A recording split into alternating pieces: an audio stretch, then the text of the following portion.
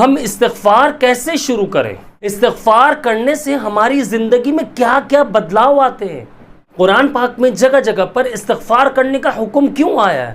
استغفار کرنے والوں کی زندگیاں کیسے بدل جاتی ہیں؟ جو لوگ استغفار کرتے ہیں ان کے کام کیسے بننے لگ جاتے ہیں؟ کافی کمنٹس آنے کے بعد یہ سیریز شروع کی جا رہی ہے جس میں ہم آج بات کریں گے کہ استغفار کیسے شروع کریں۔ تو آئیے شروع کرتے ہیں ویڈیو کو۔ بسم اللہ الرحمن الرحیم۔ رب اشرح لی صدری ویسر لی امری واحلل عقدۃ من لسانی یفقہوا قولی علم الانسان ما لم یعلم رب زدنی علما۔ السلام علیکم ورحمۃ اللہ وبرکاتہ۔ میں ہوں عبداللہ بن حمید اور آپ دیکھ رہے ہیں میرا یوٹیوب چینل۔ سب سے پہلے اس بات کو سمجھتے ہیں کہ قرآن پاک میں جگہ جگہ استغفار کرنے کا حکم کیوں آیا ہے۔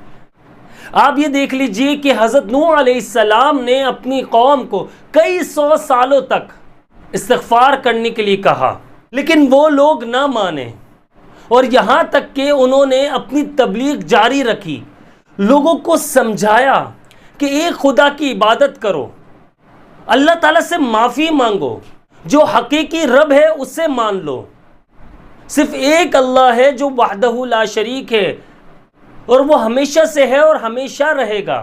لیکن لوگوں نے ان کی بات نہ مانی اور ان کا مذاق اڑایا، لیکن پھر بھی وہ پیچھے نہ ہٹے۔ انہوں نے کئی سو سالوں تک اپنی تبلیغ جاری رکھی، لوگوں کو سمجھاتے رہے، لوگ ان پر ظلم و ستم کرتے رہے، لیکن اس کے باوجود وہ اپنے ارادوں سے پیچھے نہ ہٹے۔ وہ یہ چاہتے تھے کہ ہر بندہ ایمان لے آئے اور اللہ تعالیٰ سے استغفار کرے، اللہ سے توبہ کرے۔ لیکن آپ یہ دیکھیے کہ کئی سو سالوں بعد بھی کچھ لوگ ہی ایمان لائے تھے، کیونکہ ان کی عقلوں پر پردے آ گئے تھے۔ وہ اس لیے حضرت نوح علیہ السلام کا مذاق بھی اڑاتے تھے۔ حضرت نوح علیہ السلام نے انہیں بہت سمجھایا، جیسے کہ سورہ نوح میں ہے فَقُلْتُ اسْتَغْفِرُوا رَبَّكُمْ إِنَّهُ كَانَ غَفَّارًا يُرْسِلِ السَّمَاءَ عَلَيْكُمْ مِدْرَارًا وَيُمْدِدْكُمْ بِأَمْوَالٍ وَبَنِينَ وَيَجْعَلْ لَكُمْ جَنَّاتٍ وَيَجْعَلْ لَكُمْ أَنْهَارًا۔ بہت سمجھایا کہ اللہ پاک سے استغفار کرو، وہ غفور الرحیم ہے، معاف فرما دے گا، وہ تمہارے لیے باغات بنائے گا، نہریں جاری کرے گا، تمہارے کو اولاد نرینہ عطا فرمائے گا۔ لیکن لوگ باز نہ آئے، وہ اپنی حرکتوں سے باز نہیں آئے اور انہوں نے اور مزید ظلم و ستم بڑھا دیا۔ پھر حکم جاری ہوا، جتنے لوگ ایمان لانے والے تھے وہ ایمان لا چکے، پھر حکم یہ ہوا کہ وہاں سے آپ نکل جائیں، ایک کشتی تیار کریں۔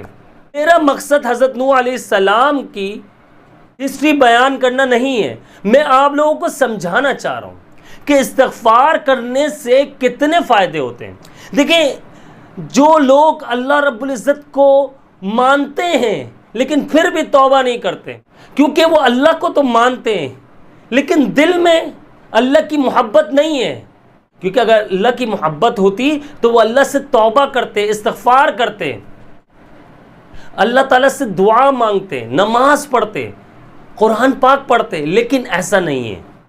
آپ یہ دیکھیے کہ اس وقت یہ عالم ہو چکا ہے کہ ہم خود تو نماز نہیں پڑھ رہے، ہم خود تو توبہ نہیں کر رہے، استغفار نہیں کر رہے، لیکن ہماری اولاد، ہمارے بچے جو آج بڑے ہو رہے، 3 سال کے، 5 سال کے، 7 سال کے، ایون یہاں تک کہ 10-12 سال کے، ان کو دین کے بارے میں کچھ بھی نہیں پتا۔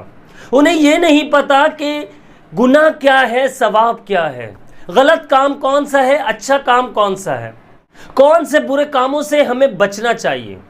اسی وجہ سے آج دیکھ لیجئے کہ ہمیں پریشانیاں دیکھنے کو مل رہی ہیں، ہم لاکھ کوششوں کے باوجود پریشانیوں سے بچ نہیں پا رہے، آزمائشوں پہ آزمائش آ رہی ہے، مصیبتوں کے پہاڑ ٹوٹ پڑے ہم پر۔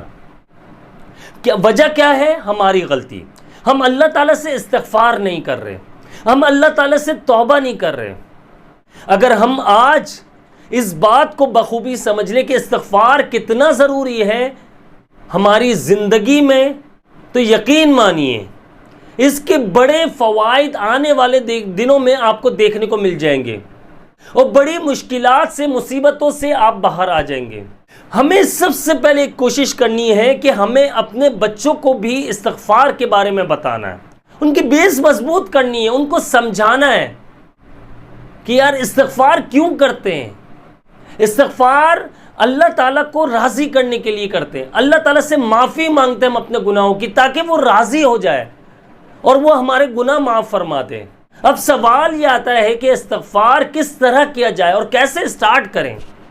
تو سمپل سی آپ لوگوں کو بات بتا دوں کہ استغفار جو ہے وہ آپ چلتے پھرتے بھی پڑھ سکتے ہیں. آپ کوئی سا بھی استغفار کر سکتے ہیں.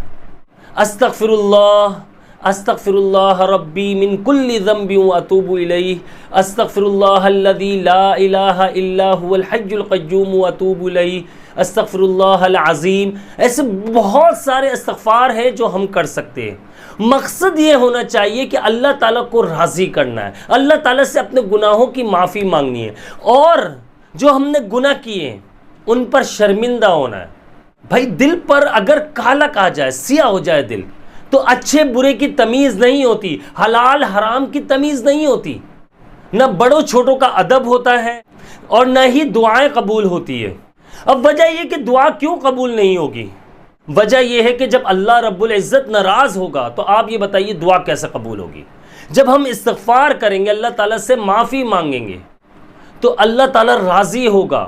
پھر ہم جو بھی دعا مانگیں گے، جو جائز خواہشات ہیں، اللہ تعالیٰ اسے بھی پورا فرما دے گا اور آزمائشوں سے باہر نکال دے گا، بیماریوں سے باہر نکال دے گا. اس لیے استغفار آپ چلتے پھرتے بھی پڑھ سکتے ہیں. بہت سے لوگ یہ سوال کرتے ہیں کہ عبداللہ بھائی ہم استغفار کیسے کریں؟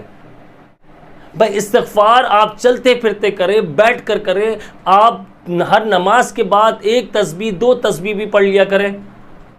آپ شروع میں اگر آپ اب استغفار شروع کرنا چاہتے ہیں تو آپ کم سے کم 1 تسبیح تو لازمی پڑھیں پورے دن میں، اور اس کے بعد آپ کچھ دنوں بعد آپ ہر نماز کے بعد 1 تسبیح شروع کر دیں.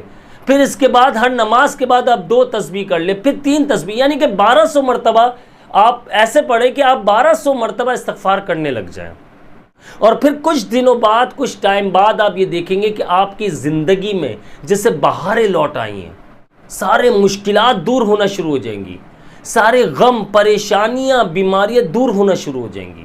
یہ ہے استغفار کی برکت. اولاد جو نافرمان ہیں وہ فرما بردار ہو جائے گی. جن کے ہاں اولاد نہیں ہے انشاءاللہ اللہ رب العزت انہیں اولاد نرینہ عطا فرمائے گا.